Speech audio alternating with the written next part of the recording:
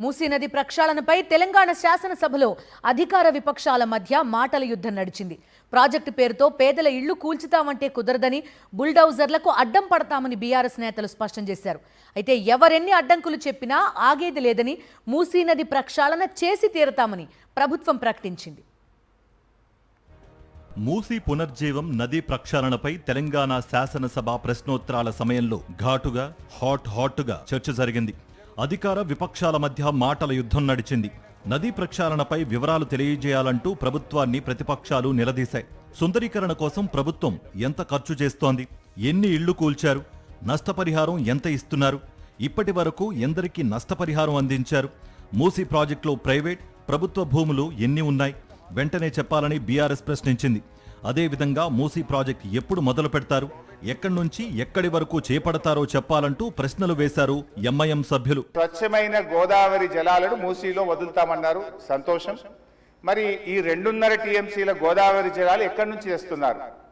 గత ప్రభుత్వం కాళేశ్వరంలో భాగంగా నిర్మించిన మల్లన్న సాగర్ నుంచి నీళ్లు మూసీకి తెస్తున్నారా, ఇంకెక్కడి నుంచైనా గాల్లో నుంచి తెస్తున్నారా?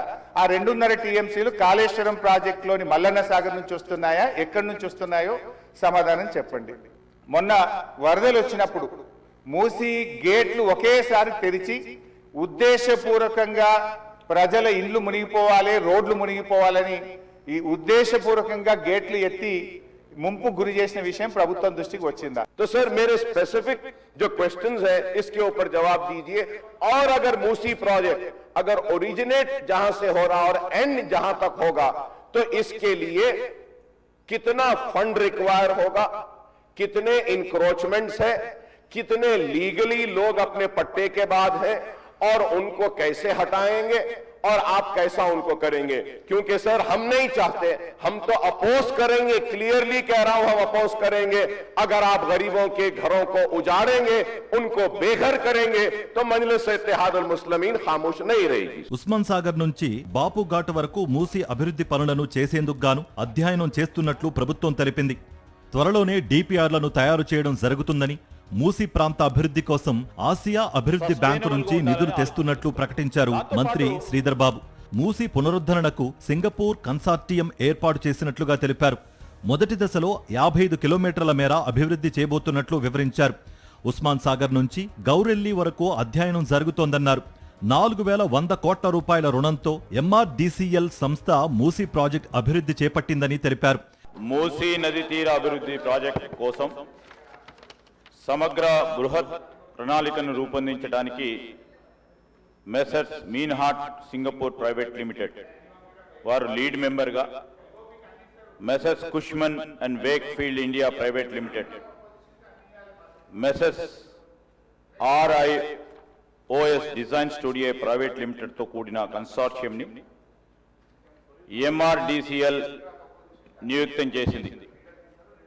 ఉస్మాన్ సాగర్ నుండి గౌరెల్లి వరకు, హిమాయత్ సాగర్ నుండి బాపుఘాట్ వరకు కన్సార్షియం అధ్యయనం కానీ ప్రణాళిక విశ్లేషణ డిజైన్ తయారు చేసి 18 నెలలలోపు ఈ క్రింది డిపిఆర్లను సమర్పిస్తుంది అధ్యక్ష.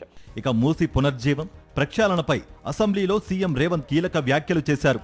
అసలు ప్రక్షాళన కావాలా వద్దా చెప్పాలంటూ ప్రధాన ప్రతిపక్షమైన బీఆర్ఎస్ సభ్యులను అసెంబ్లీలో ప్రశ్నించారు. మూసీ ప్రక్షాళనపై బీఆర్ఎస్ పార్టీ ఏం చెప్పాలనుకుంటుందో వెంటనే చెప్పాలని కోరారు.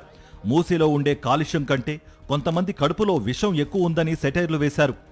మూసీ నది పరివాహక ప్రాంతాన్ని నైట్ ఎకానమీగా మారుస్తా అని చెప్పిన అధ్యక్ష, పట్టణమంతా రాత్రి 9 గంటలకు నిద్రపోతే రాత్రి 9 గంటల నుంచి ఉదయం 6 గంటల వరకు మూసీ నది పరివాహక ప్రాంతంలో నైట్ ఎకానమీని రివైవ్ చేసి అక్కడ హోటల్స్, ఆఫీసులు, అదే విధంగా ఫుడ్ కోర్ట్స్, కల్చరల్ యాక్టివిటీస్ వీటన్నిటిని కూడా ప్రపంచ స్థాయి నగరంగా మార్చడానికి నైట్ ఎకానమీని ఓపెన్ చేయబోతున్నామని చెప్పినాం అధ్యక్ష.